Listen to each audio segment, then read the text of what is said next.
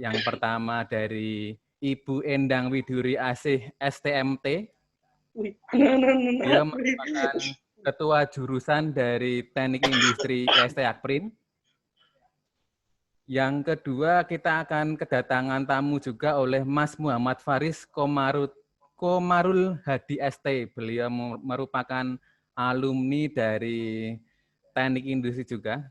Salah satu alumni terbaik kita yang patut kita banggakan.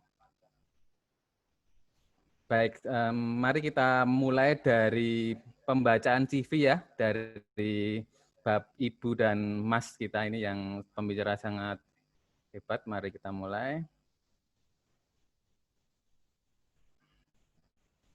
Sebentar saya screen dulu, tampilkan.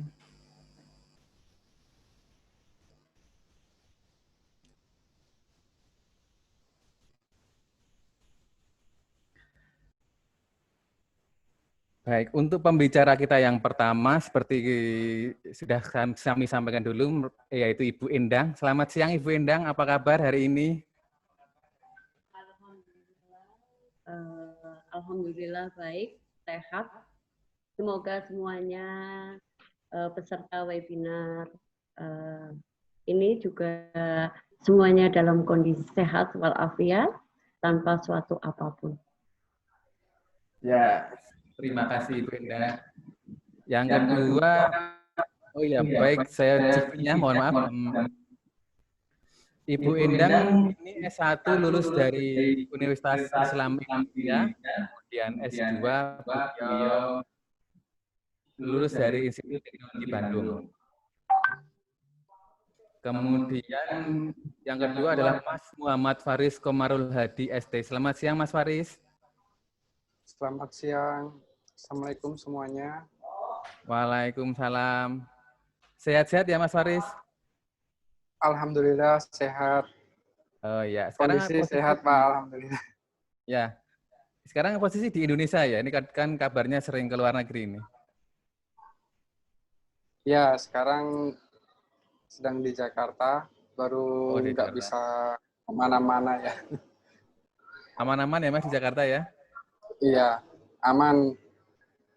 Aman pelan-pelan kembali ke kondisi normal, tapi masih pelan-pelan ini Pak.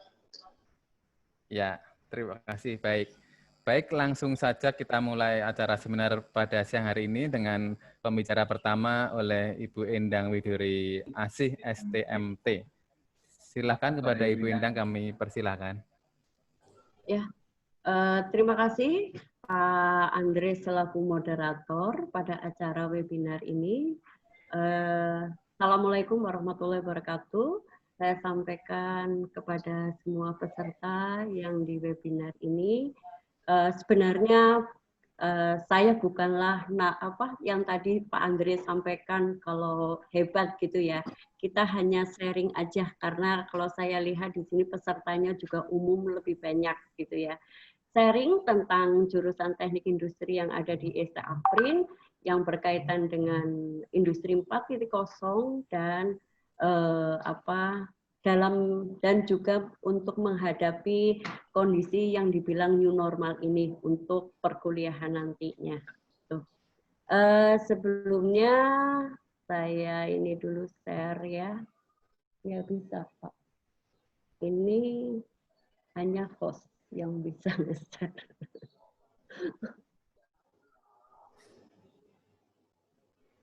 Coba Bu sekarang. Oke. Ya, tadi yang mana ya? Bentar tak lihat dulu. Banyak banget Pak. Bentar, kok bukan yang ini Pak? Salah. Apa. Nah ini.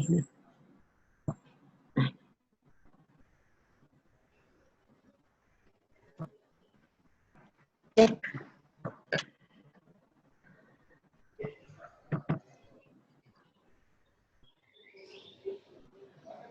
Ya, saya di sini akan menyampaikan tentang bersama teknik industri ya dalam era industri 4.0 dan new normal.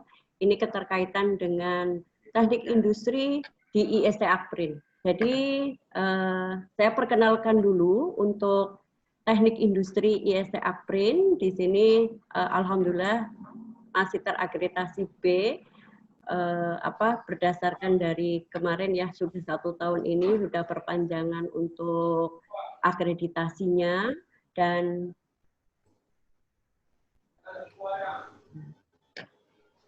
teknik industri ini salah satu jurusan yang ada di IST Akprin. Ya.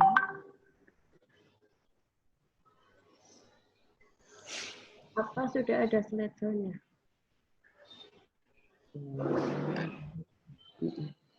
Ya, ini IST Akprin, Institut Sains dan Teknologi Akprin, posisinya di Yogyakarta. Di sini punya 3 tempat lokasi ya.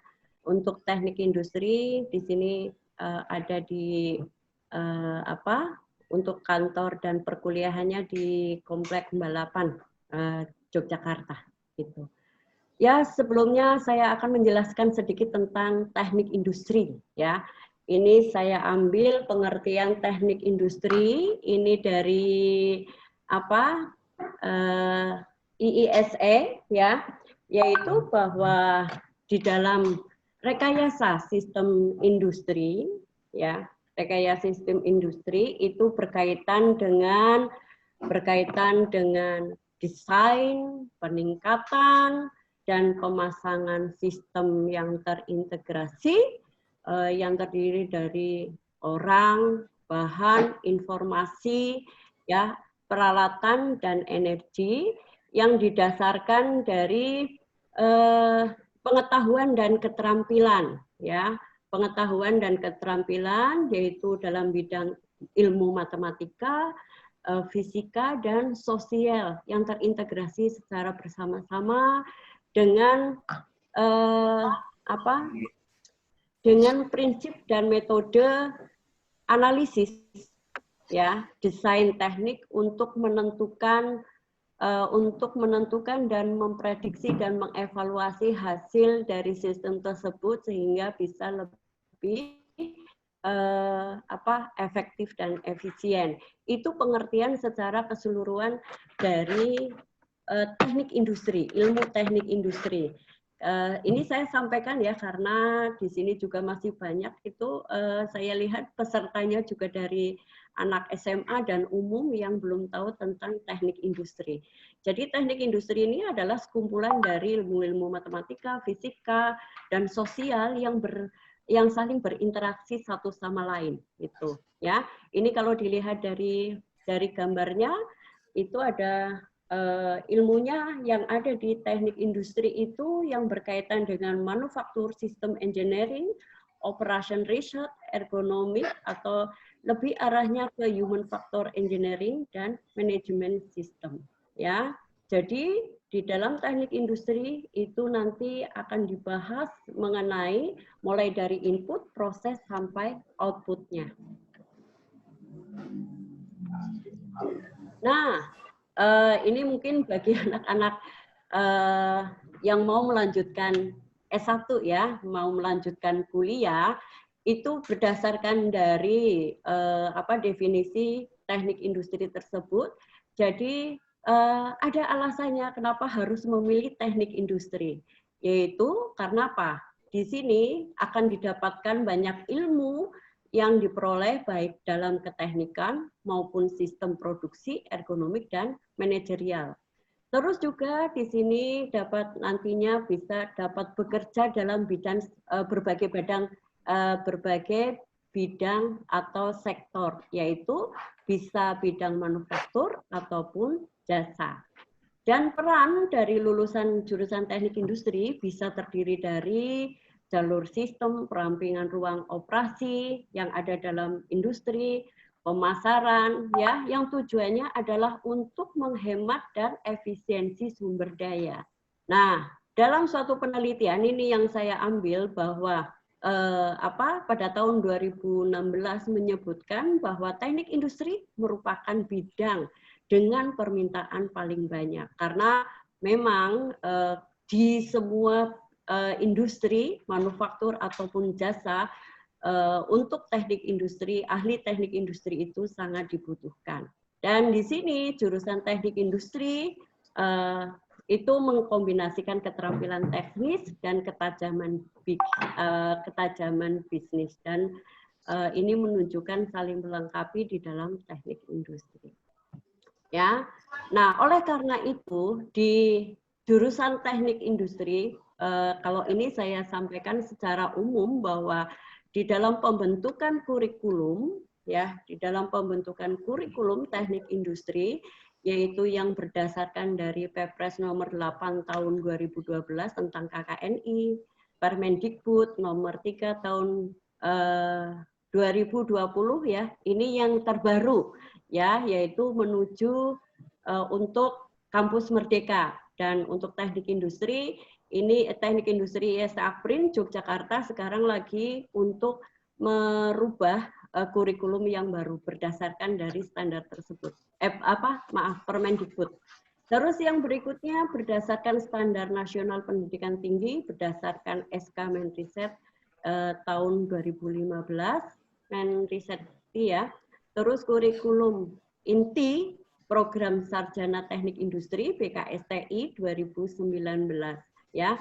Ini nantinya yang akan dijadikan referensi kurikulum. Sebelumnya kita sudah juga pakai KKNI yang 2016 ya.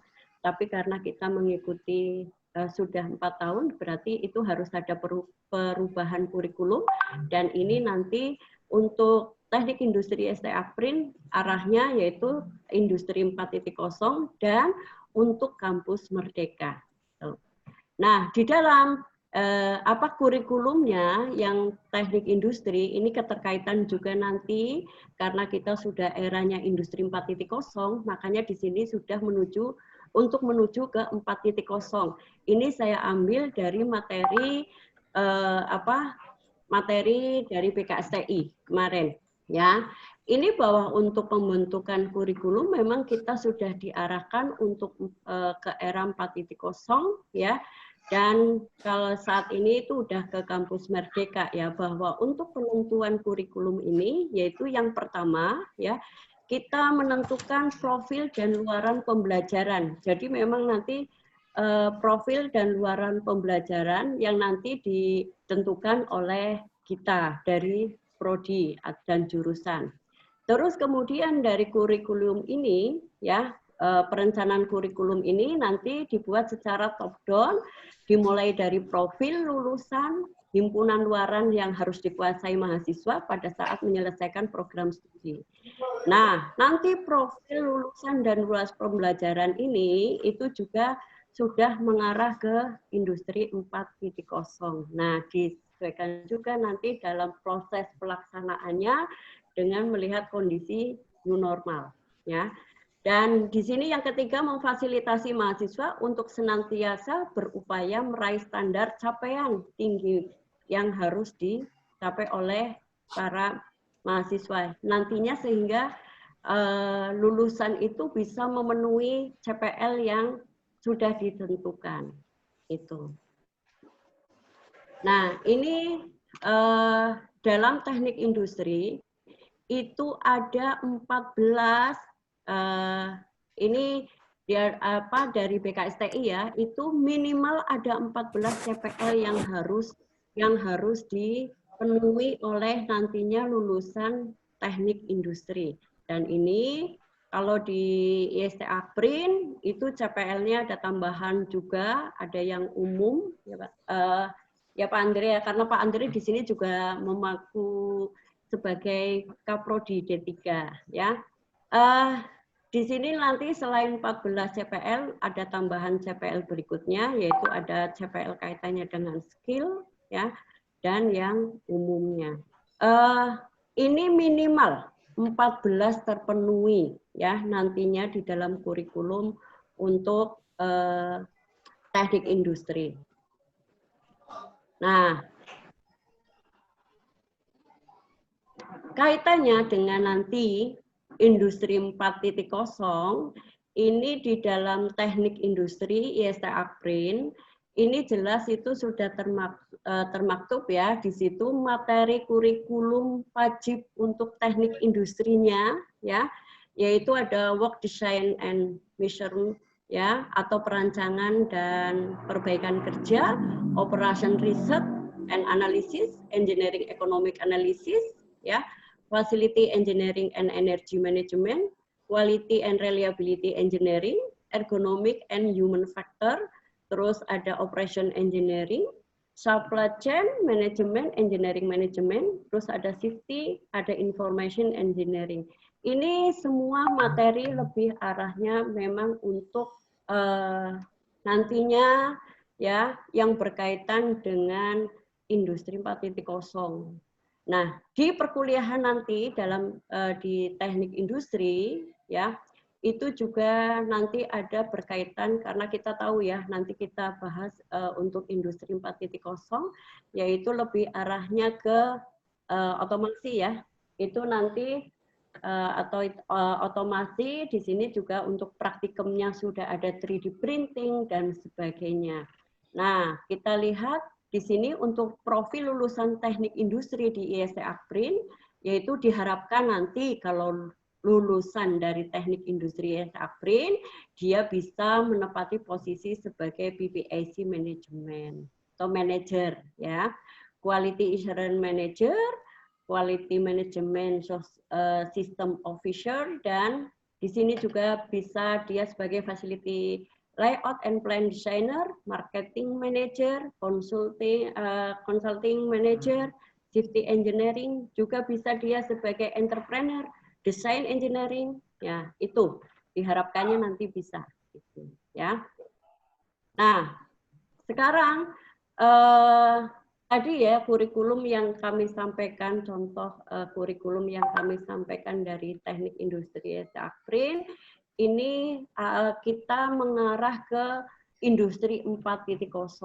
Nah, saya kira semuanya sudah tahu deh Industri 4.0, tapi sebelum kita membahas tentang Industri 4.0, kita terlebih dahulu lihat ya perkembangan dari revolusi industri yang ada yang sudah ada di sekarang ini ya. Yaitu kita tahu bahwa perkembangan industri itu kalau pra industri 1.0 itu adalah kita tahu ya bahwa awalnya itu atau disebut dengan zaman prasejarah ya, semuanya pekerjaan dilakukan dengan sepenuhnya dengan tenaga manusia dan manual gitu ya. Tapi pada dengan perkembangan industri pada saat tahun ya mendekati tahun 1784 itu kita sudah ke industri 1.0, maaf ya.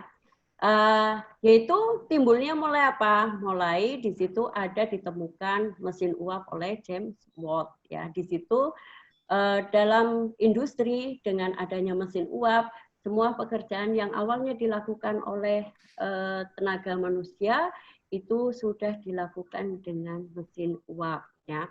Terus berkembangnya industri lagi pada saat 1870 di situ sudah berkembang industri 2.0. Yaitu apa? Yaitu dengan adanya bed conveyor ya, atau ya untuk di situ ada mesin untuk memotong proses dari transportasi ya, proses transportasi ya Allah karena keburu-buru minta maaf dulu, yaitu proses untuk memperkecil jarak waktu transportasi, yaitu untuk proses perakitan atau assembling ya.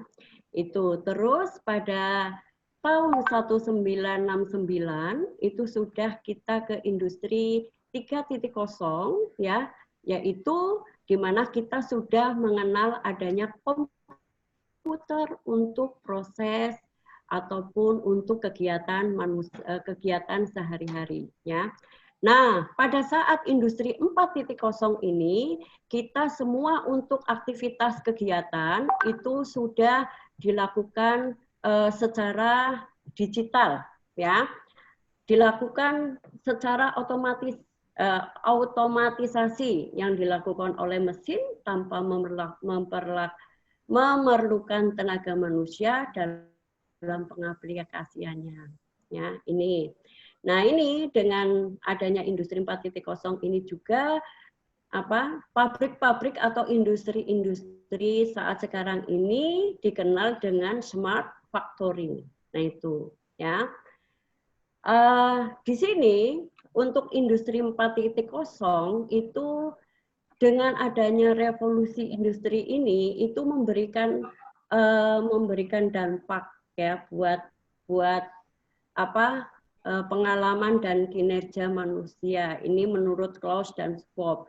Nah, dampaknya apa? Dampaknya di sini pada kehidupan kita bisa dilihat dari bidang produksi, pertumbuhan ekonomi dan inklusi sosial, terus energi, makanan dan keamanan serta pertanian, pendidikan jelas, gender dan pekerjaan, lingkungan dan sumber daya alam, mobilitas, terus sistem keuangan dan moneter, informasi, layanan kesehatan, dan konsumsi.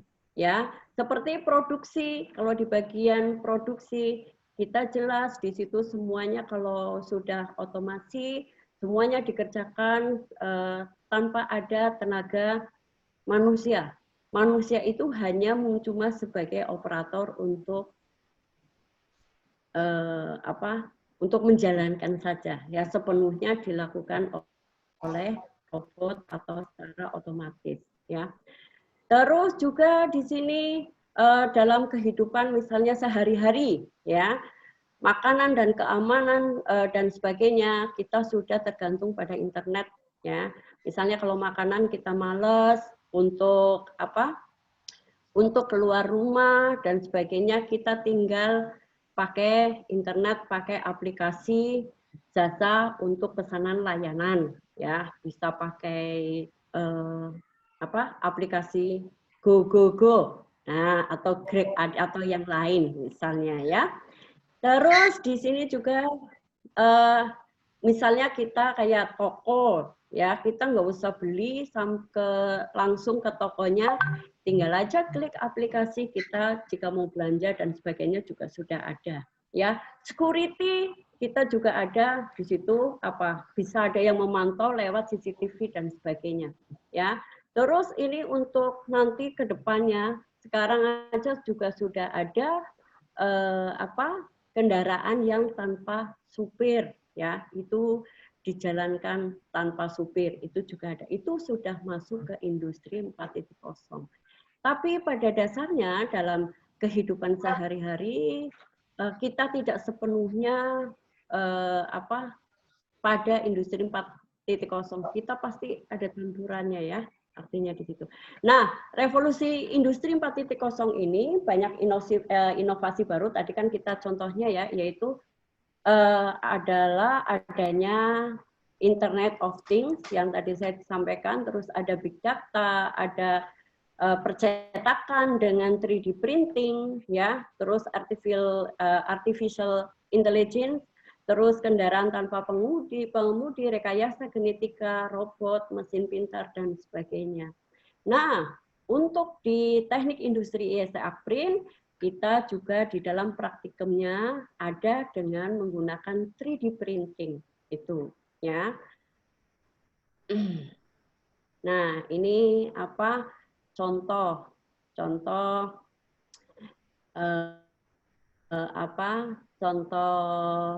ini, ya, mikro sebelumnya tahun 2005 itu masih industri 3, ya. Itu terus kemudian 2014 sudah tinggi, jadinya yang tadinya megabyte di sini gigabyte. Nah, itu, ya. Nah, di dalam teknik industri IST Aprin sekarang kita tahu, ya, Bapak Ibu semuanya dan adik-adik semuanya, kita sekarang sedang mengalami bencana, yang namanya bencana, ya, yaitu COVID-19. Kalau di IST Aprin mulai dari Maret sampai sekarang untuk perkuliahannya karena adanya COVID-19 itu untuk pembelajarannya adalah lewat online ya. Itu sampai akhir semester ini. Nah, sekarang ini kondisinya setelah 3 bulan yang kemarin COVID, sekarang disebut sebagai kondisi new normal. Ya. New normal ini sebenarnya kalau menurut saya sih itu tidak normal, ya. Normal, new normal. Jadi normal yang baru. Kalau saya sih menurut saya tidak normal ya. Karena apa? Kalau normal kita biasanya itu biasa aja, sekarang jadi tidak normal, kemana-mana harus pakai masker, harus pakai hand sanitizer, terus juga harus kalau misalnya kita nggak bisa kumpul dengan teman dan sebagainya, kuliah pun akhirnya jarak jauh, gitu ya. Nah, di sini kalau kita untuk kondisi new normal itu adalah yaitu tadi kondisi yang sekarang ini ya, bahwa kita harus dalam pelaksanaan kehidupannya kita harus melalui protokol kesehatan gitu ya. Untuk menghindari, jelasnya di sini adalah menghindari adanya COVID-19. Nah, untuk new normal life ini kita harus mengikuti protokol kesehatan, itu harus tetap dijalankan ya. Untuk di sini adalah kita harus social distancing, physical distancing ya. Dan kalau misalnya pembelajaran itu nantinya akan offline ya, di sini untuk fasilitas institusi ataupun kampus ataupun yang lainnya itu harus memenuhi fasilitas protokoler dari COVID ya. Seperti kemarin saya lihat juga bahwa untuk DIY saat ini itu sudah bisa nanti akan menggunakan protokol COVID itu semua fasilitas harus terpenuhi ya. Yaitu kaitannya apa hubungannya untuk jaga kebersihan dan jaga jarak. Kalau untuk IEC Akprin ya perkuliahannya sekarang sudah disetting untuk pembelajaran new normal yang nanti mungkin bisa dilihat dari video yang akan disampaikan oleh Pak Andre itu ya. Diharapkannya dengan adanya kondisi ini dengan adanya penerapan dari kita memenuhi fasilitas protokoler dari COVID itu nanti pembelajaran bisa berjalan dengan normal lagi. Tapi jelas harus social distancing, jaga jarak ya, jaga untuk berkumpul dengan teman-teman. Jadi nanti kalau di Akprin itu untuk tempat duduknya juga sudah dikasih pembatas ya, dikasih tanda silang. Terus nanti kalau pas mau masuk itu harus cuci tangan terlebih dahulu. Terus nanti untuk ruang kuliah pun itu nantinya disetting yang tadinya 40 orang kapasitasnya menjadi hanya 20 orang atau 20 kursi. Nah itu ya. Itu gunanya adalah untuk menjaga jarak dan untuk menjaga kesehatan. Di samping itu juga selain fasilitas dari institusi yang ada, di sini juga nanti mahasiswa ataupun yang terkait di dalam pembelajaran di kampus itu juga harus memenuhi, maaf ya itu di atasnya COVID, memenuhi standar protokoler COVID, yaitu harus menggunakan masker, tisu, dia harus selalu sedia tisu dan dia harus kalau misalnya mau masuk ke ruangan ataupun mau kegiatan dia harus cuci tangan dulu ataupun menggunakan hand sanitizer. Terus alangkah baiknya kalau dia untuk beribadah itu membawa sendiri dan terus kalau helm itu kalau bisa juga jangan bisa sering digunakan. Kalau misalnya dia membawa sendiri, kalau jika menggunakan lewat ojol atau dan sebagainya. Dan ini gunanya adalah untuk untuk menjaga kesehatan dan menjaga untuk menjaga kesehatan dan kestabilan dari pembelajaran yang ada, ya. Itu, dan insya Allah untuk IST Akprin Yogyakarta ini semuanya sudah disosialisasikan ke mahasiswa itu, ya. Harapannya sih semester ganjil, mulai semester ganjil September itu sudah jalan, tapi melihat kondisinya nanti seperti apa, nanti kebijakannya akan ditentukan menyusul. Tapi wacana adalah untuk semester ganjil kita kuliah offline. Kalaupun nanti ternyata berubah, yaitu karena ada suatu kondisi yang tidak bisa memungkinkan. Ya, itu mungkin dari saya, Pak Andre.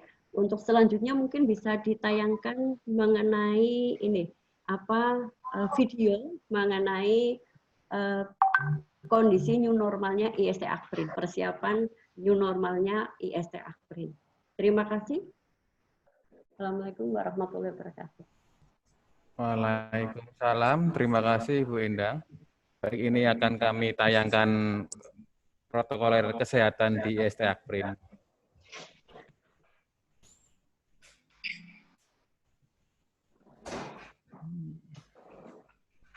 Aduh.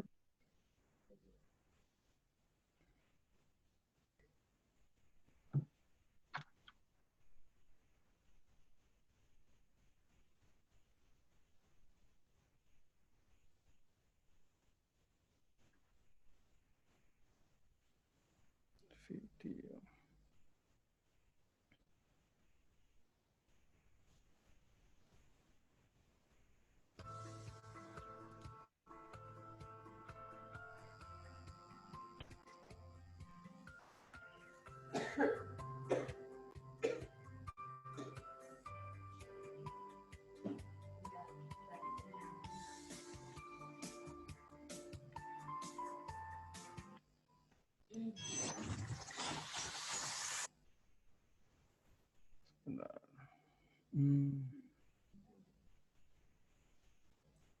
Sebentar ya Bu, ini videonya kok belum bisa jalan.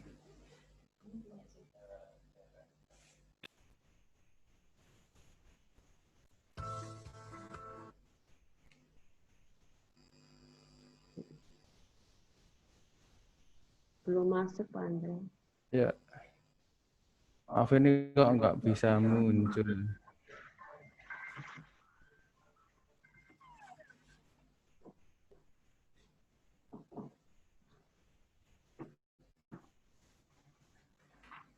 Sebentar ya, videonya kita tunda dulu ya Bu, ini kok saya kesulitan menampilkan. Nah, baik, terima kasih Bu Indah pemaparannya. Untuk sesi yang kedua, yaitu materi yang akan disampaikan oleh Mas Faris. Saya sampaikan kembali CV beliau.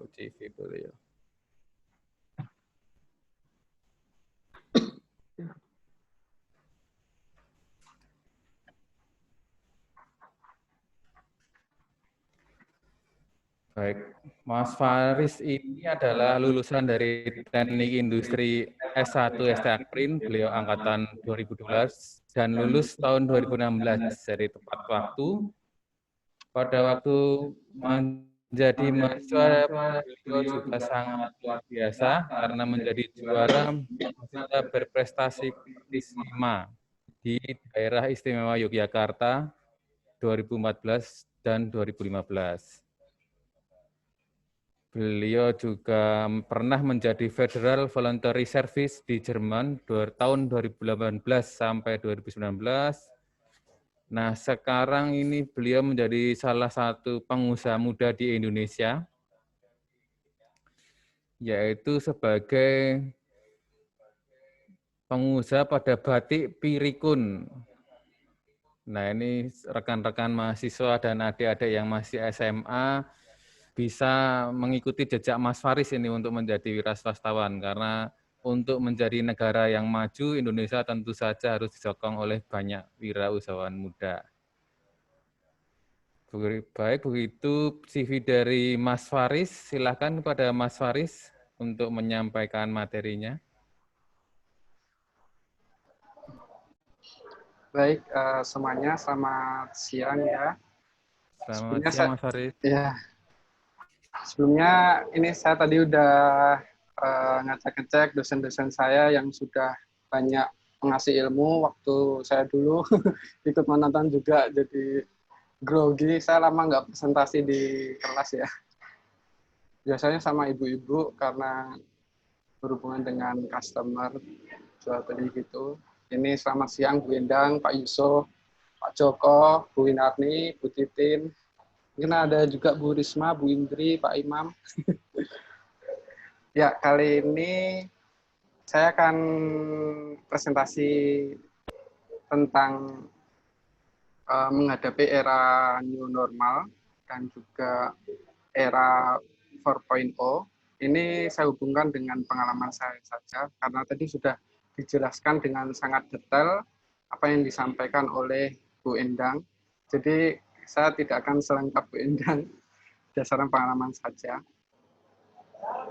Saya mau share dulu ini.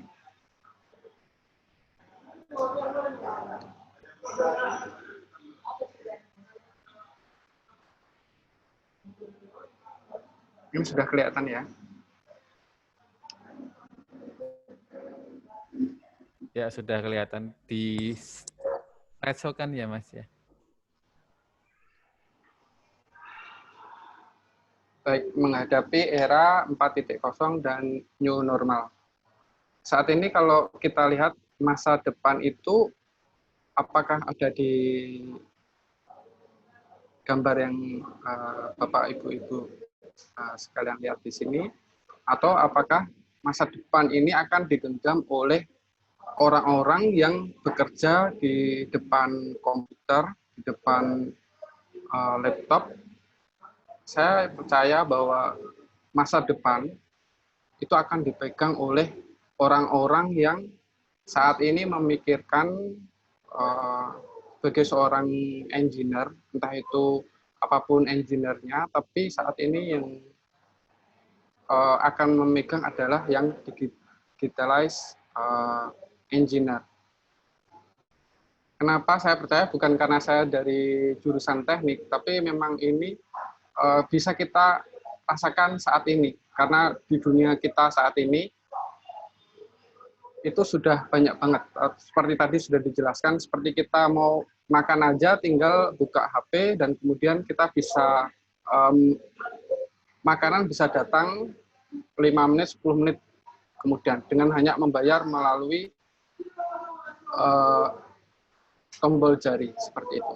Kemudian untuk marketing, kita juga sudah tidak perlu lagi menyewa toko. Salah satunya tidak perlu menyewa toko, karena ketika kita menyewa toko, kita butuh modal yang sangat besar, kemudian juga butuh karyawan dan resiko-resiko lain, seperti yang akan saya jelaskan berikut ini. Nah, tadi sudah cukup jelas ya bagaimana industri 4.0 itu merubah atau memperbaiki banyak sistem. Seperti saat ini ketika sensor itu sudah bisa menggantikan mata manusia untuk memilih mana barang yang bagus, mana barang yang cacat, atau kemudian untuk memindahkan barang diperlukan robot. Terus kemudian untuk membuat desain itu cukup dengan 3D printing, dan untuk menyimpan itu cukup dengan cloud computing yang bisa diakses oleh semua orang di berbagai tempat. Saya coba menerapkan ini. Dulu saya pernah tahun 2000, waktu lulus itu saya pernah disuruh menonton sama Bu Endang itu tentang seorang motivator namanya Jack Ma, dan juga seorang bisnismen yang mendirikan Alibaba Group. Waktu itu cukup menginspirasi, karena penelitian saya juga tidak jauh dari situ mengenai skripsi saya itu tentang media pemasaran yang efektif untuk memasarkan batik pada waktu itu. Jadi saya sudah memiliki minat untuk memasarkan batik. Kemudian saya lihat di situ juga di luar negeri itu sudah sangat gencar sekali orang menggunakan sosial media dan juga marketplace sebagai media pemasaran. Dan ini juga akan otomatis karena globalisasi Indonesia akan ikut terlibat. Di toko saya, ini yang kiri ini toko pertama saya. Ketika toko saya cukup sederhana, tetapi suatu ketika saya baru mendirikan toko selama kurang dari 1 tahun, saya mendapat kesempatan untuk belajar dan juga magang seperti itu sebagai relawan di Jerman. Tapi saya sudah menyewa toko itu baru selama 8 bulan, jadi tidak nyewanya belum habis itu. Jadi saya memikirkan bagaimana saya tetap mengelola toko, tapi saya tetap berangkat pergi ke Jerman. Oleh karena itu saya mengembangkan, yaitu ada tadi CCTV. Jadi CCTV-nya itu selain untuk mengawasi karyawan, juga mengawasi pengunjung dan juga kemungkinan-kemungkinan buruk yang bisa saja terjadi. Dan canggihnya, semua itu bisa dilihat dengan melalui handphone, dengan menggunakan wifi. Jadi saya menggunakan HP, saya tinggal di toko, di mana itu juga digunakan untuk menginputkan laporan tiap hari, sehingga bisa saya cocokkan untuk mencocokkan setiap stok per bulan, dan juga saya bisa melihat secara real time atau pada waktu itu juga apa barang yang laku dan apa barang yang tidak laku, sehingga saya bisa melanjutkan untuk menambah barang untuk stok toko. Kemudian ini cukup berhasil berjalan sampai saya 1 tahun kemudian balik ke Indonesia, dan kemudian waktu itu juga saya sudah berjalan menjadi 2 toko dan lanjut 3 toko setelah sampai di Indonesia. Dan juga ini contohnya ketika barang-barang ini sangat banyak sekali, itu untuk mengorganisasikan atau mengkodekan itu juga akan mengalami kesulitan jika tidak menggunakan teknologi. Contohnya teknologi yang masih sederhana belum 4.0, yaitu dengan menggunakan barcode. Barcode ini untuk mengkodekan barang-barang dan untuk mengetahui stok itu. Kemudian kebetulan ada aplikasi juga yang sudah banyak sekali di Play Store. Itu kita bisa menginputkan kode di dalam aplikasi tersebut, sehingga ketika kita ingin mengetahui barang apa pada bulan ini yang laku, itu kita bisa sangat mudah sekali mengetahui, sehingga ini tadi berhubungan dengan industri 4.0 tadi, yaitu analisis. Kita bisa menganalisis secara digitalized, dan walaupun saya letaknya di beda negara seperti itu. Namun ini saya mengungkapkan industri 4.0 dalam lingkup kecil karena saya memang pelaku di UKM. Menurut Deloitte, itu UKM adalah pemenang untuk penerapan industri 4.0 karena mereka sering dengan cepat mengimplementasikan IT structure lebih mudah. Karena ini membutuhkan, ketika perubahan bisnis model itu otomatis akan merubah banyak sisi-sisi produksi, karena UKM itu kecil, jadi mengalami perubahan itu lebih mudah, apalagi yang mikro. Namun ini seperti kebalikan, semakin kecil UKM itu, manfaat yang akan didapatkan itu juga kecil. Jadi ketika suatu industri besar atau UKM yang sudah besar mampu menerapkan ini, maka akan efisiensi dari perusahaan itu akan lebih besar dibanding UKM-UKM yang sifatnya kecil. Tapi tantangannya tentu saja ini sangat sulit sekali untuk merubah industri yang sudah pakem sifatnya, berubah menjadi bisnis model yang berbeda. Namun ini menjadi seperti ada titik temu. Penerapan industri 4.0 di new normal ini menurut saya itu akan muncul dua kemungkinan. Dengan industri 4.0 itu industri-industri atau perusahaan-perusahaan ataupun UKM itu akan mudah menjalankan protokol kesehatan, atau manusia-manusia yang sebelumnya itu karyawan kan mereka banyak yang maksudnya diistirahatkan, dirumahkan, dan perusahaan ini akan mengganti mereka dengan mesin dan robot. Karena kita tahu, saya sebagai pelaku bisnis, karyawan-karyawan ini banyak yang sifatnya sulit untuk diatur, apalagi dengan tekanan tinggi, berbeda dengan mesin atau robot yang bisa bekerja 24 jam dan tingkat presisinya itu lebih tinggi dibanding dengan manusia ketika mendapat tekanan tinggi dan dalam waktu jam kerja yang sangat tinggi. Jadi akan ada dua kemungkinan ini yang disebabkan oleh corona selama beberapa bulan waktu ini. Sehingga new normal ini menjadi distraction atau bisa dikatakan kesempatan oleh perusahaan untuk mengganti bisnis model mereka. Sebagai contoh ya, ini di industri konveksi atau garment yang menjalin kerjasama dengan saya, ini mesin kancing, lubang kancing seperti yang saya pakai ini, kancing ini. Di mesin yang biasa untuk membuat kancing ini membutuhkan paling tidak 3 orang. Jadi satu kancing ini butuh sekitar setengah menit, kemudian atau memotongkan setiap kancing untuk menyambung. Jadi satu kancing itu yang 40 detik. Kemudian dengan teknologi yang baru ini, dengan 2 mesin sekaligus, pemotong dan juga pelubang dan penjahit di bagian samping ini otomatis akan mengefisiensi sangat banyak. Yang sebelumnya ini saya ngomong langsung dengan pemilik garment, ketika biasanya 3 orang untuk menyelesaikan itu dibutuhkan 1 orang, dan itu dibutuhkan kurang dari 10 detik per kancing. Bisa dibayangkan efisiensi dari perubahan bisnis model ini dengan perubahan mesinnya. Oleh karena itu akan muncul baru di dunia industri 4.0. Ini menurut penelitian atau dari LinkedIn muncul potensi kesempatan pekerjaan baru seperti artificial intelligence specialist, robotic engineering, ada 7 lah. Dari 7 ini, 5 ini sangat berkaitan erat dengan industri 4.0.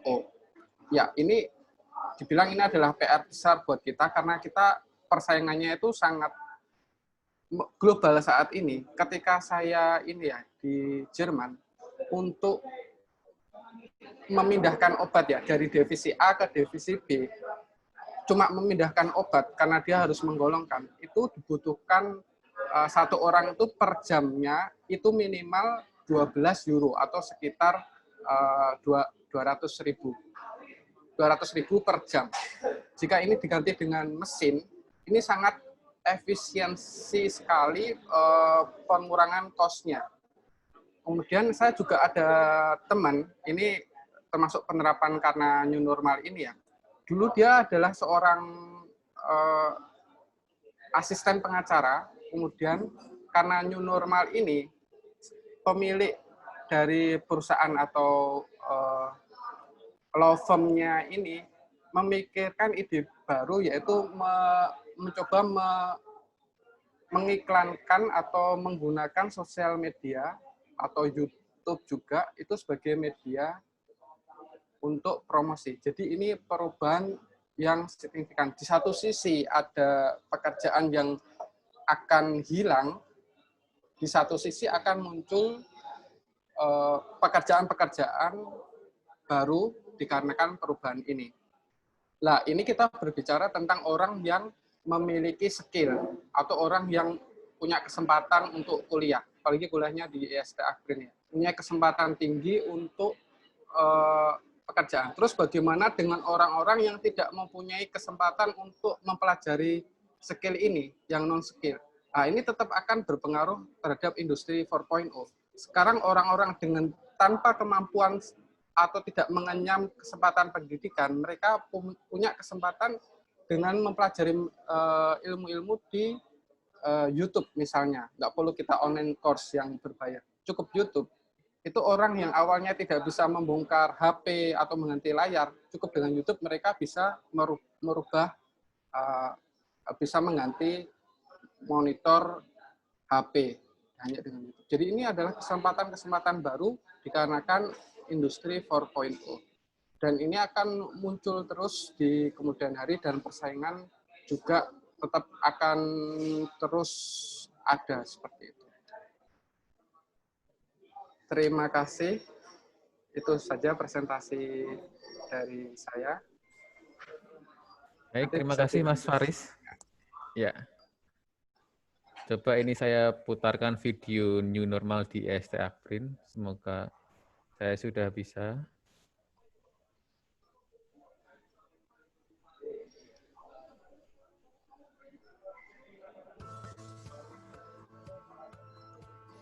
Belum mau ya.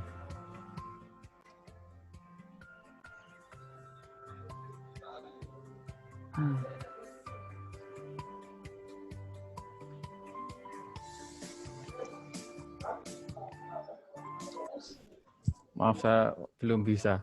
Sudah bisa, Bu?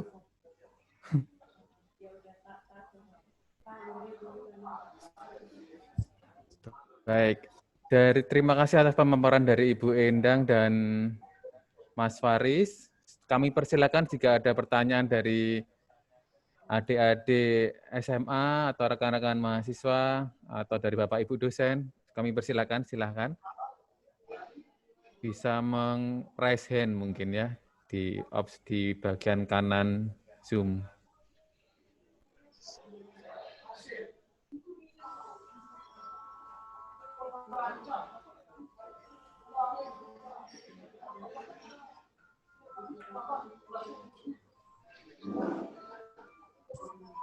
Silakan kalau ada yang bertanya.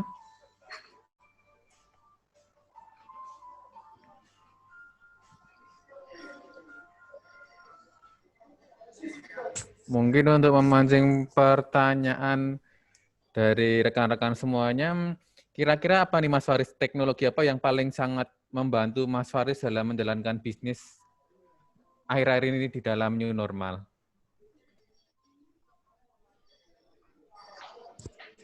Kalau saat ini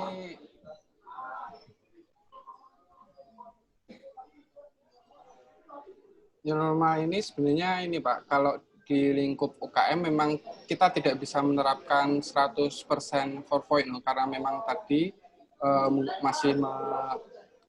manusia itu masih cukup berperan dalam pergerakan industri, seperti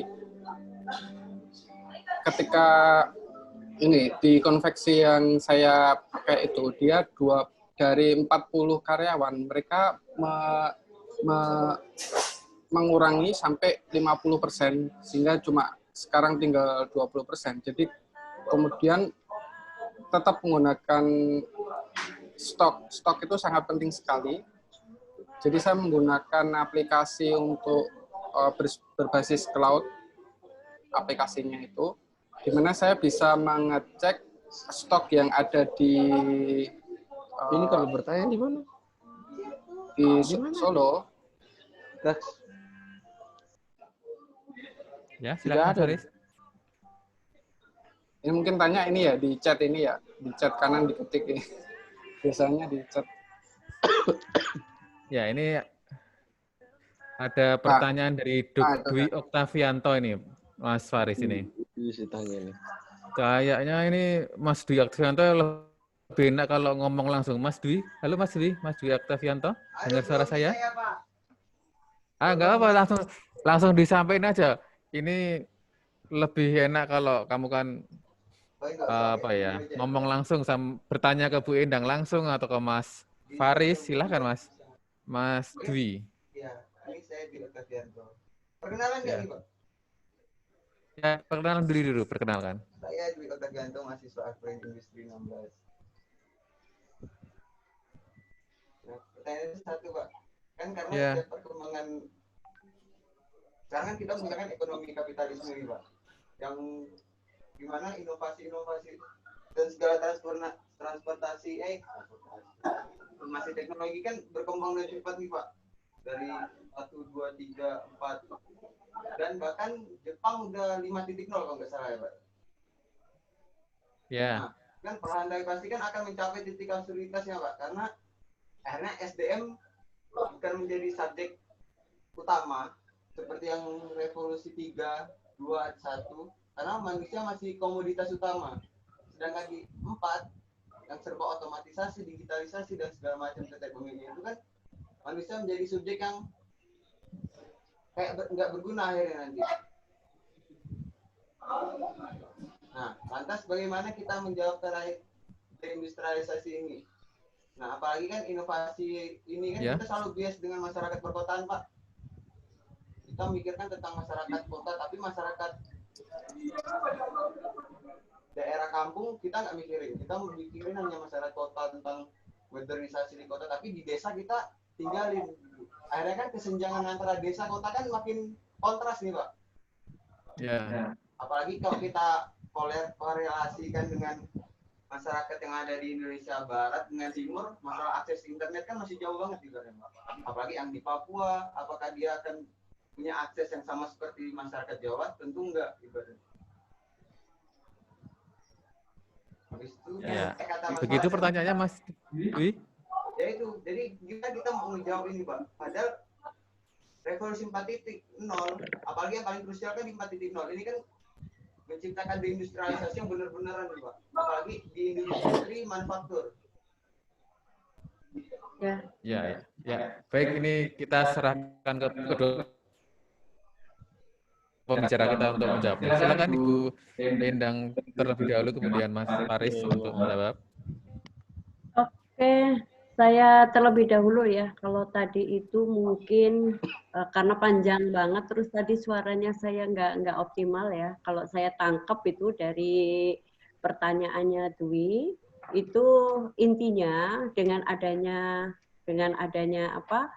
industri 4.0, apalagi mau ke industri, ya kita sudah melangkah ke industri 5.0 juga nih ya, dampak ke SDM-nya, gitu kan ya, ke manusianya kan, ya memang salah satu dampaknya itu ke SDM-nya, tapi untuk saat sekarang ini dalam kehidupan, maksudnya dalam kondisi saat sekarang ini, memang untuk industri 4.0 itu tidak dijalankan secara menyeluruh, hanya pada hal-hal yang tertentu saja gitu. Ya, itu memang bahwa SDM-nya itu pasti akan terdampakkan gitu. Nah, oleh karena itu agar kita juga bisa berkompetisi dengan yang lainnya, makanya skillnya kita tingkatkan dengan inovasi dan sebagainya gitu ya. Terutama di ya karena pemerintah sendiri pun sampai sekarang ini belum keseluruhannya menggunakan teknologi sesuai dengan industri 4.0 gitu ya. Kayak di kampus saja juga itu masih campuran, jadi industri 3.0 masih ada gitu ya. Untuk sepenuhnya memang belum bisa untuk dilaksanakan untuk industri 4.0 ya. Itu hanya pada kegiatan manufaktur misalnya ya, yang otomasi yang bisa full dengan menggunakan robotik dan sebagainya gitu. Itu mungkin ada dari wawasan tambahan dari Mas Faris yang kaitannya dengan dengan wirausahanya dan sebagainya, monggo. Jadi tadi kalau saya nangkap pertanyaannya tentang bagaimana ini menjadi kesenjangan sosial antara kota yang di mana fasilitas internetnya itu sudah mumpuni dibanding dengan desa yang keterbatasannya. Kemudian dengan orang semakin lebih memilih menggunakan mesin daripada manusia, sehingga nilai manusia itu sendiri akan berkurang. Nah, saya memikirnya malah sebaliknya. Ketika akses ini sebenarnya akan menghubungkan setiap daerah, walaupun itu terpencil sekalipun, ini malah menjadi kesempatan untuk daerah-daerah ini bisa unjuk gigi atau bisa menampilkan produknya. Yang sebelumnya kita harus ikut pameran ke kota besar, kita bisa menggunakan internet ini dengan mengaksesnya di daerah terdekat, di daerahnya itu yang bisa menggunakan internet. Jadi ini menjadi PR juga. Kita tidak perlu menunjuk pemerintah, bisa jadi kesempatan juga bagi orang-orang yang sebelumnya sudah belajar di kota, kemudian bisa kembali ke desa, kemudian membangun dengan memberikan akses internet, sehingga bisa mengembangkan juga potensi yang ada di daerah tersebut, dan lebih mudah dikenal oleh manusia di dunia luas. Sebenarnya 4.0 ini bertujuan untuk meningkatkan derajat manusia dengan mengurangi pekerjaan-pekerjaan yang sifatnya fisik. Jadi pekerjaan yang tidak bisa digantikan oleh robot atau mesin ini adalah knowledge atau pengetahuan dasar itu yang masih dikendalikan oleh manusia.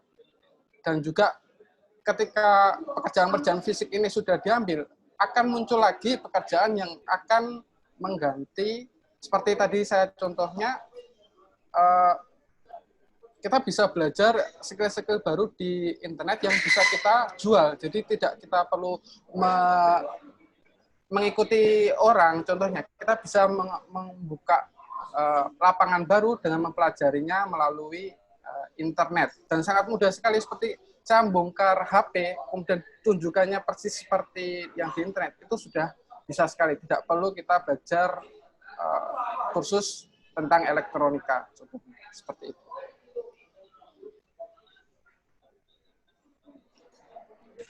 Baik, terima kasih Mas Faris atas pemaparannya dan Bu Endang juga.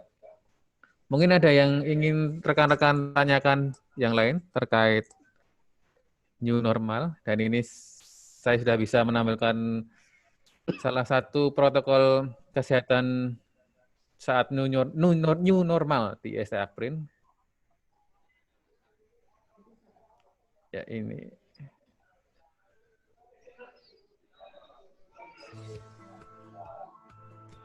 Oh, sudah nonton ini.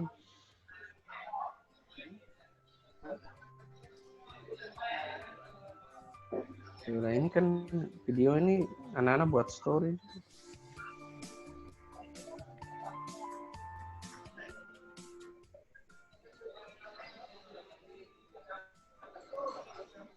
Pakai ini.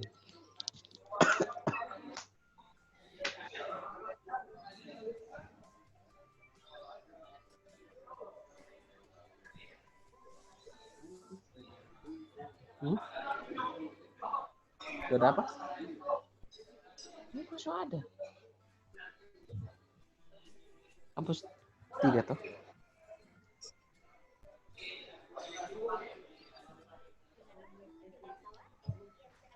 Jangan ragu, jangan khawatir. Setiap. Nah, itu sekilas tentang protokol kesehatan di ST Akprin. Silakan kalau ada ya rekan-rekan yang lain ingin bertanya atau Bapak Ibu dosen yang ingin bertanya. Mungkin atau dari alumni IST Akprin, sepertinya ada beberapa alumni yang bergabung juga selain Mas Faris.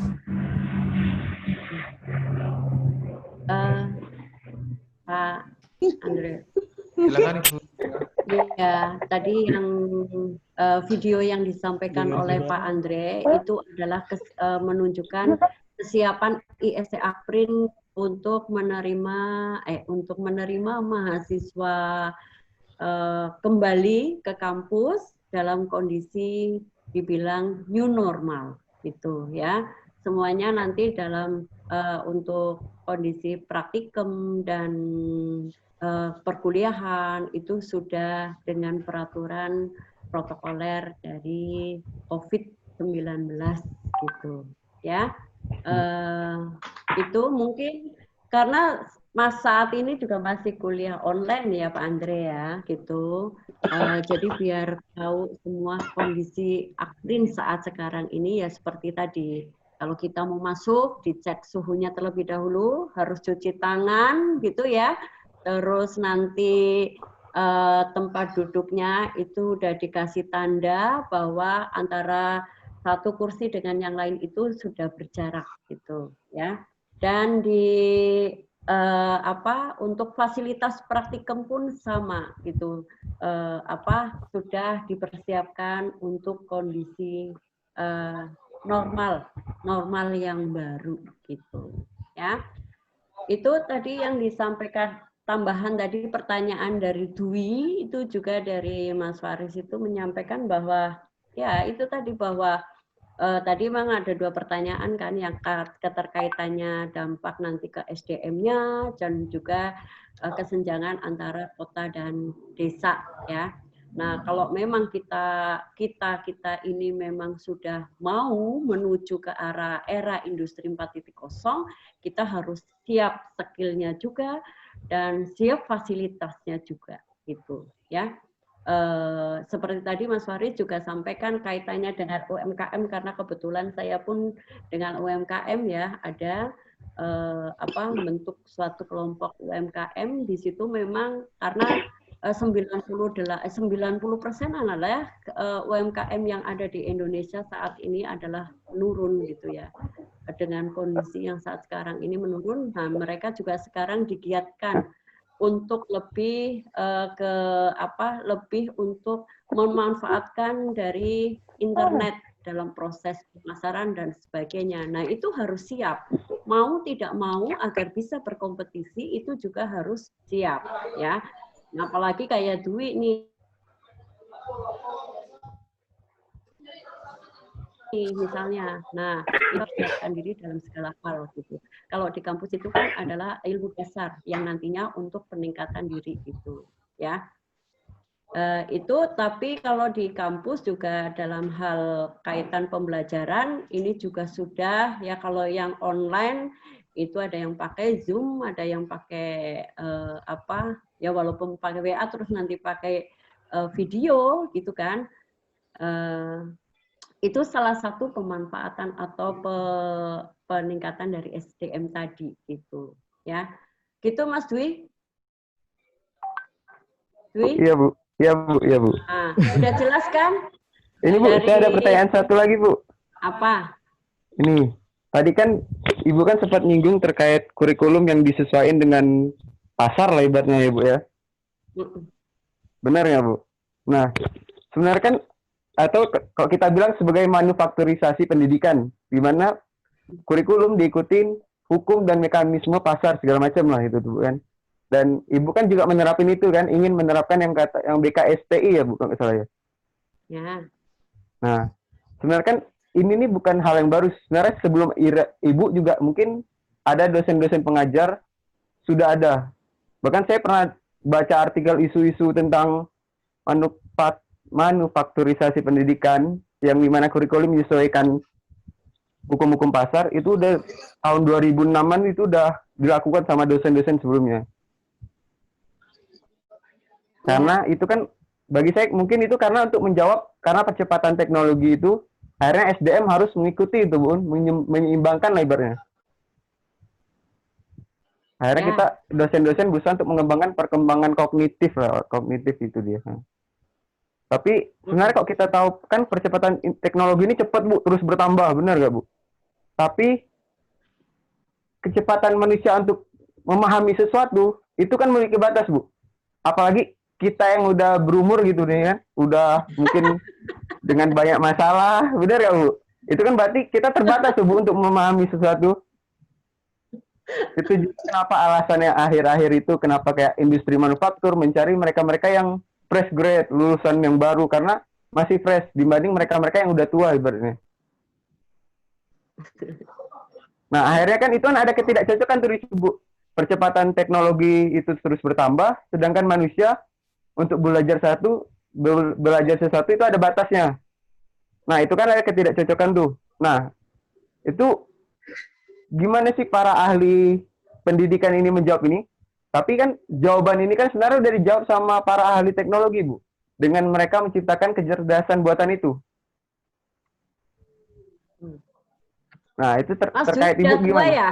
Nah, sekarang saya tanya, Mas Dwi udah tua, merasa udah tua kah?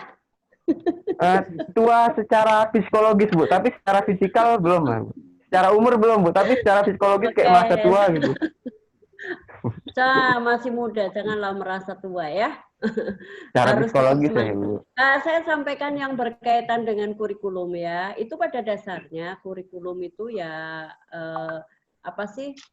Kurikulum itu yang BKSTI kita dari dulu juga mengikuti alurnya BKSTI. Tapi itu sudah ada perubahan-perubahan dan mengikuti dengan kondisi kondisi yang ada gitu kan. Kalau sekarang lagi arahnya ke industri 4.0 gitu ya. Makanya kurikulum itu didekatkan ke situ gitu ya. Oke, kalau tadi ini kan maksudnya kurikulum ini nanti dibuat, kalau yang teknik industri kan memang adalah membahas mengenai mulai dari input, proses sampai output ya, gitu kan tadi ya. Jadi SDM-nya itu juga kita maksudnya kita mempelajari tentang SDM-nya, terus nanti input yang lainnya, materialnya dan sebagainya, terus nanti sampai prosesnya seperti apa, terus sampai output pasarnya gitu kan.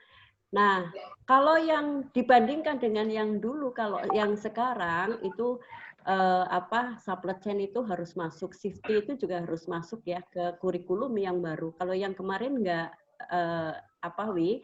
Nah, ini nanti lebih arahnya memang dalam hal pembelajaran kita sudah semuanya dengan menggunakan teknologi yang lebih canggih lah dibandingkan dengan yang kemarin. Dan untuk yang namanya kita sebenarnya kalau misalnya robot itu malah kemampuannya terbatas loh itu. Kapasitasnya, kemampuan dari gerakan ataupun kegiatan robot itu kita batasi. Kalau manusia malah tidak terbatas kemampuannya, ya. Jadi kamu jangan berkecil hati gitu loh, bahwa kemampuan kamu itu tidak terbatas, tergantung dari kita menyikapinya. Nah, semangat, loh manusia itu malah kemampuannya itu tidak terbatas loh. Kamu mau dibandingkan sama robot kan tidak kan? Kalau robot atau mesin yang otomasi atau apa, itu malah dikendalikan oleh kita, oleh manusia, dan itu artinya apa? Kemampuannya terbatas. Tuh. Jadi insya Allah dengan adanya kalian kan maksudnya selama ambil ilmu-ilmu itu kan kamu bisa mengembangkan diri dan bisa untuk lebih kreatif ya, inovatif, bagaimana kamu bersaing dengan yang robot-robot atau dengan yang lainnya gitu ya. Kamu ambil untuk bagian-bagian yang tidak dijangkau oleh robot-robot tersebut dengan menggunakan kemampuan kalian yang tidak terbatas tersebut gitu berdasarkan ilmu yang sudah didapatkan. Mungkin itu Dwi. Faris mungkin mau nambahin, silakan. Atau Pak Andre boleh. Ya ini kita berikan kesempatan untuk yang lain untuk bertanya dulu nih ya. Ya ini masih, jadi untuk yang penanya ini bocoran itu kita mendapatkan voucher GoPay. Nah ini Dwi tanpa tahu sebelumnya Dwi dapat voucher GoPay senilai 50.000 ya nanti ya Dwi ya. Wow. Silahkan yang ingin bertanya lagi, masih Terima ada kasih, 2 voucher GoPay Astrid. senilai masing-masing 50.000 sama-sama Dwi. Silahkan. Siapa yang ingin bertanya? Dapat GoPay nanti Kalau Pak, GoPay diganti nilai A bisa tidak, Pak?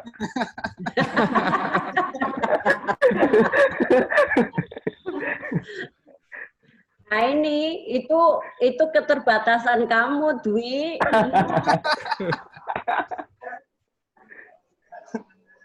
Silakan yang ingin bertanya dari rekan-rekan SMA atau adik-adik mahasiswa atau Bapak Ibu dosen juga boleh ini. Mungkin Pak Andre khusus ke anak-anaknya, ke adik-adik kita yang SMA, ada di sini banyak kok yang SMA. Yuk. Atau mungkin Mas Faris sambil nunggu yang lainnya tanya, mungkin mau nambahin boleh.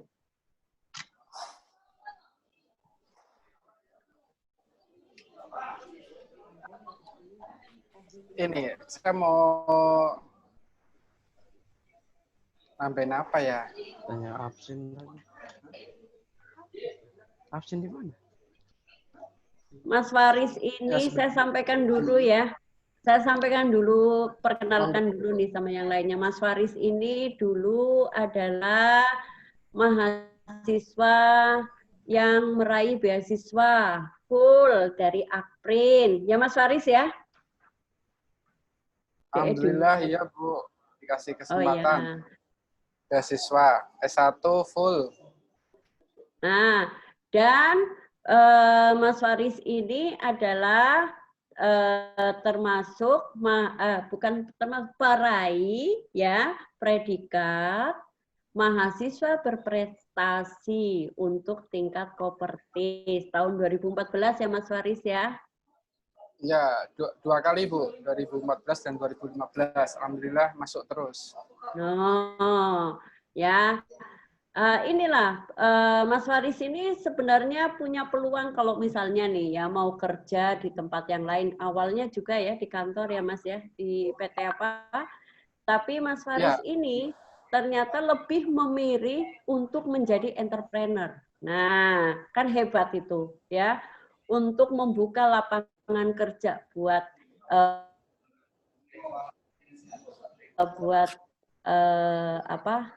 buat masyarakat gitu. Nah, itu alasannya kenapa Mas Faris? Ya Bu, sekarang saya ngerasa banget ya Bu ya, ketika saya dulu kerja, memang bukan perusahaan yang skalanya besar banget, bukan multinasional, tapi memang perusahaan nasional yang memang impor-ekspor. Dari situ saya belajar tentang bagaimana biasanya di perusahaan-perusahaan kecil, ini persis banget seperti video yang saya dengarkan dari Bu Intan. Di perusahaan kecil itu saya banyak belajar tentang semangat, kita bisa belajar dari hilir, hulu ke hilir itu kita bisa belajar semangatnya. Dan kita bisa tahu hampir setiap detail jadi lebih dekat juga dengan berbagai divisi. Kemudian semangat itu tuh saya transformasikan di usaha saya. Karena ketika saya usaha itu setiap hari itu saya punya semangat, punya tantangan baru, semangat baru untuk mengembangkan bisnis. Karena memang usaha itu sifatnya seperti anak. Saya menganggapnya usaha itu anak karena kita bina terus, akhirnya suatu saat nanti bisa lebih besar lagi. Saat ini saya merasa ketika saya masih bisa mempekerjakan orang, itu rasanya kayak apa ya, alhamdulillah banget masih bisa mempekerjakan orang yang dia itu kesusahan gitu loh Bu. Saat ini tuh mereka tuh kesusahan, dimana suaminya juga nggak kerja, terus kemudian anaknya di desa kayak gitu. Saya bisa mempekerjakan dia itu alhamdulillah gitu. Ketika saya bisa buka UKM yang sebenarnya nggak banyak juga, tapi saya cukup bangga bisa membantu sedikit orang itu, seperti itu. Jadi ini semangat saya untuk terus di UKM kayak gitu. Masya Allah, Mas Faris ya, Ibu doakan semoga kayak Bang Sandi sekarang baru punya karyawan 50, besok jadi 50.000 karyawan ya. Mulia banget itu tujuannya ya. Oke, Bu. Nah, oh ya, kita ambil positifnya ya itu. Nah itu perlu dipunyai semangat seperti itu oleh yang muda-muda, generasi muda. Nah kayak Dwi, Yohanes, terus sama yang lainnya yang hadir di sini ya, yang masih muda-muda, ayolah semangat untuk lebih berprestasi Nah, gitu ya. Nggak usah malu, nggak usah malu. Pokoknya untuk kebaikan tetap semangat gitu. Alhamdulillah bagus banget Mas Faris ya. Ini untuk Mas Faris dulu juga pembimbingnya, kebetulan skripsi juga saya gitu ya. Itu mungkin itu Pak Ya, Andre. terima kasih. Perkenalan itu kali Pak videonya dulu. Silakan kalau ada yang ingin bertanya lagi, ini masih ada 2 voucher GoPay. Sayang sekali kalau harus saya kembalikan ke panitia daripada nanti saya ambil sendiri ya. Silakan Bapak Ibu dosen yang ingin bertanya juga silakan. Mungkin ini ada Bapak Bagus Indarto Wibowo ini sepertinya udah pengen bertanya banget. Silakan Pak Bagus.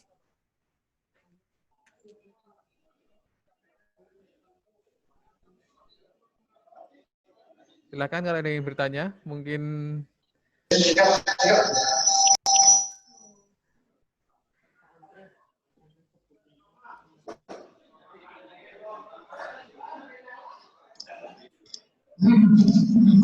dan dirinya dia sama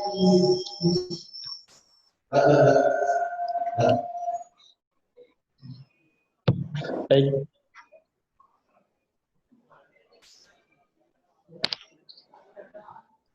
Assalamualaikum warahmatullahi wabarakatuh. Suaranya masuk ya? Masuk ya? Waalaikumsalam, silakan Pak. Masuk ya? Sebenarnya saya juga ingin bertanya sedikit sih Pak.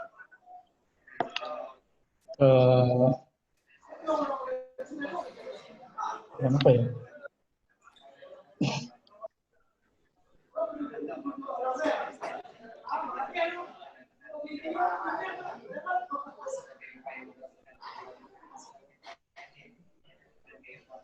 Seputar bisnis mungkin Pak.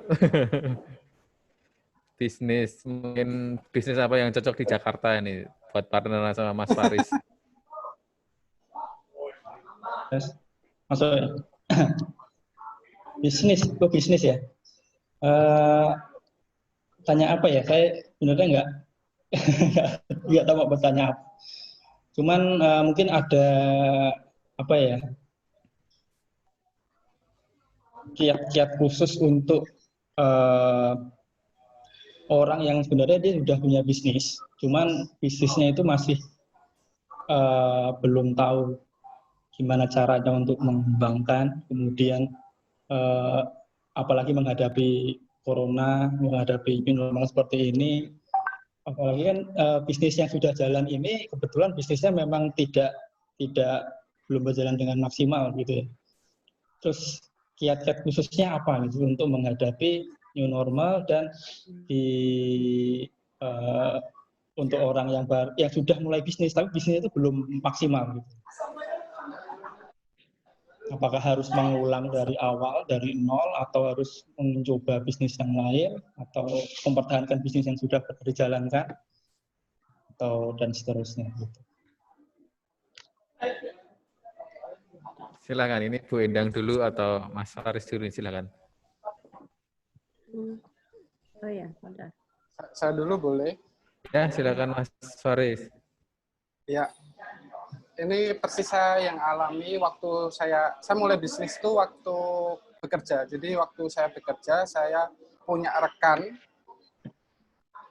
dia jualan sepatu dan tapi online, barangnya bukan punya dia hanya berusaha untuk menjual online dengan nama yang lain. Jadi yang menjadi kunci itu adalah kita mengenal benar-benar apa produk yang kita jual, kita kenal, kita bangga pakai itu, kita pede gitu. Ketika kita udah pede, kita akan menjualnya itu akan lebih mudah. Kalau barang atau bisnis yang kita jual itu kita nggak pede, itu akan sulit untuk memasarkan ke orang lain.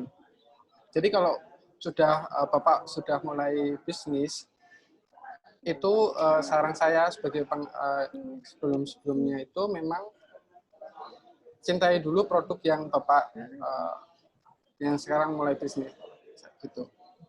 Kalau sudah nanti Bapak akan tahu kelebihan dan kekurangan, apa yang membedakan produk Bapak dengan produk orang lain. Kalau saat ini memang sulit untuk kita memulai bisnis ya karena kondisi seperti ini. Tapi kalau di era yang normal, produk-produk itu bisa kita cari kelebihan daripada yang lain, kemudian kita tonjolkan, terus kemudian kita promosikan melalui online dulu karena kondisi kita masih bekerja, jadi kita bisa sambil online. Jadi pendapatan berpenghasilan ganda kayak gitu.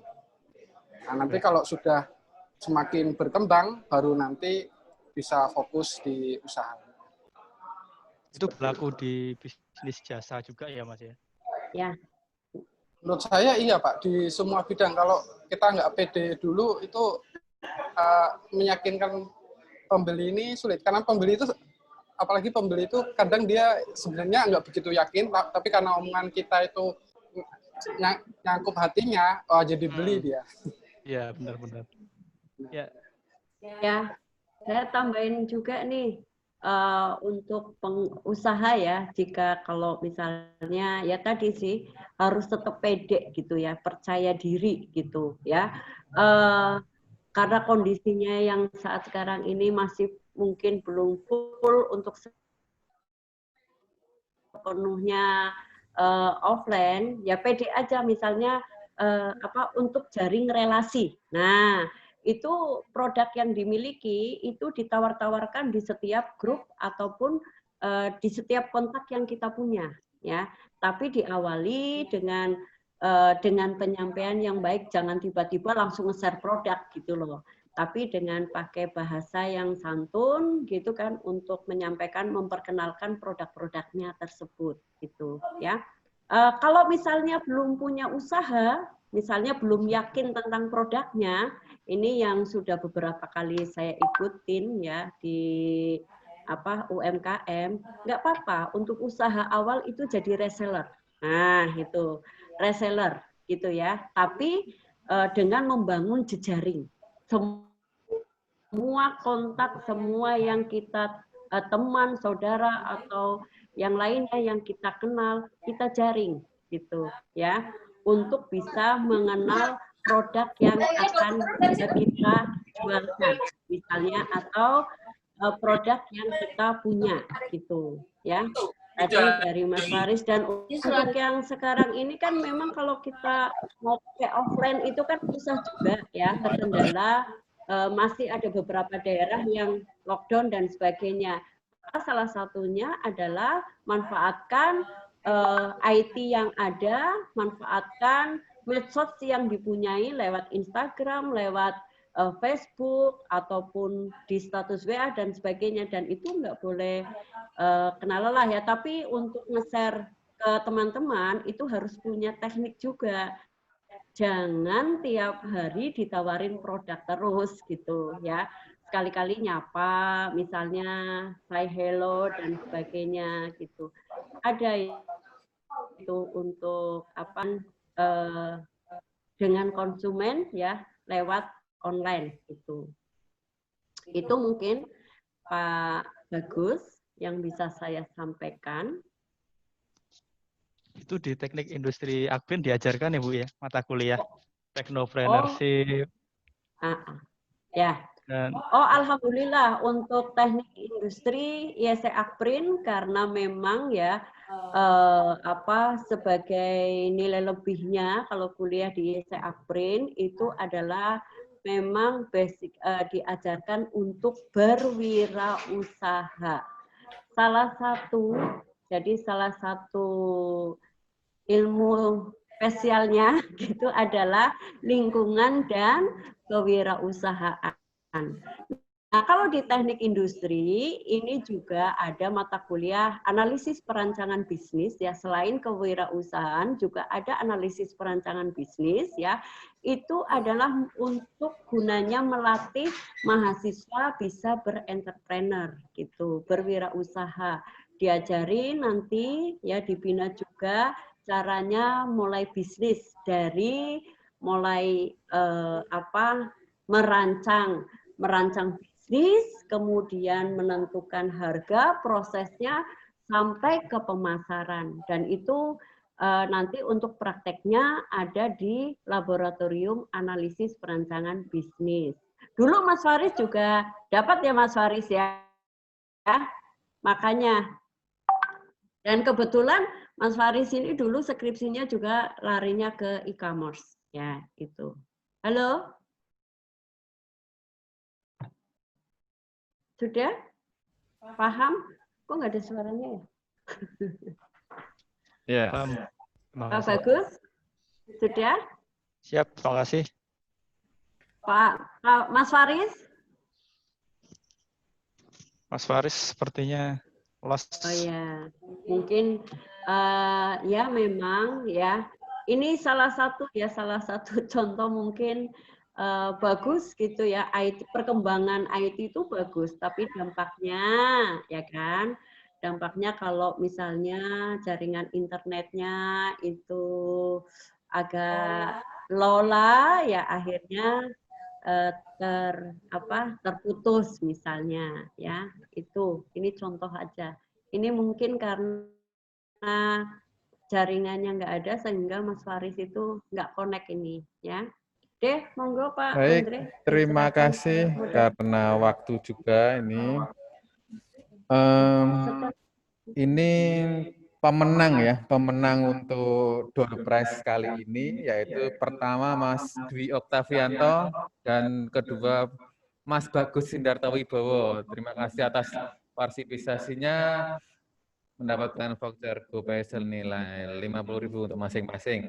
Baik, sebelum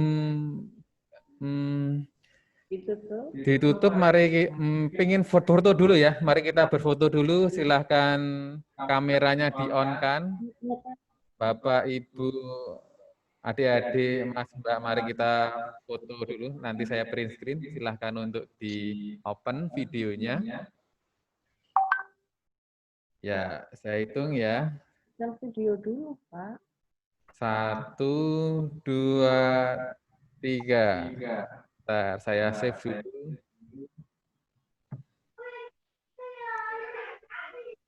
Satu kali lagi. Karena tidak ada dua halaman. Saya hitung 1, 2, 3. Ini masih banyak yang belum kelihatan gambarnya, Pak Andre. Ini sepertinya malu-malu Bu, nggak mau menampilkan. Atau di-setel videonya dulu kali. Ya, begitu.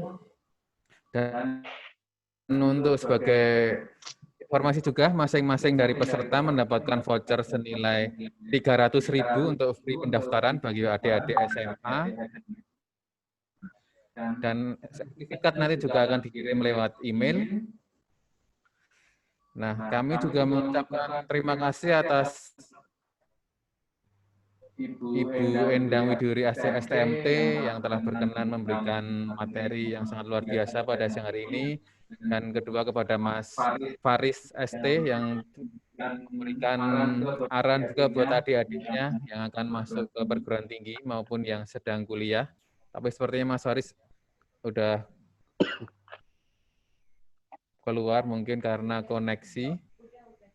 Dan kami juga mengucapkan terima kasih kepada Bapak Ibu dan rekan-rekan semuanya, rekan-rekan mahasiswa dan adik-adik yang masih duduk di SMA atas partisipasinya dalam webinar jurusan Teknik Industri ini. Semoga materi tentang Industri 4.0 dan New Normal bermanfaat buat kita semua. Sukses buat kita semua dan sehat untuk kita semua. Baik, terima kasih. Selamat siang semuanya. Selamat siang juga.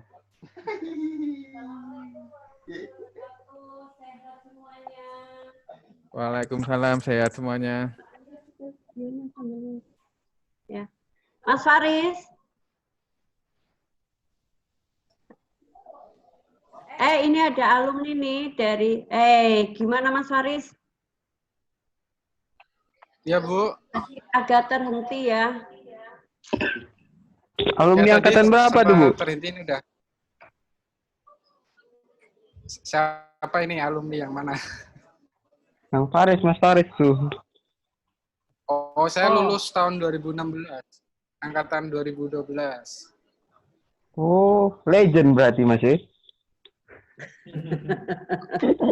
Kok legend?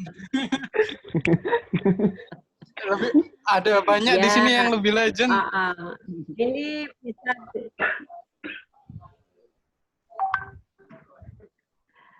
ini ada tuh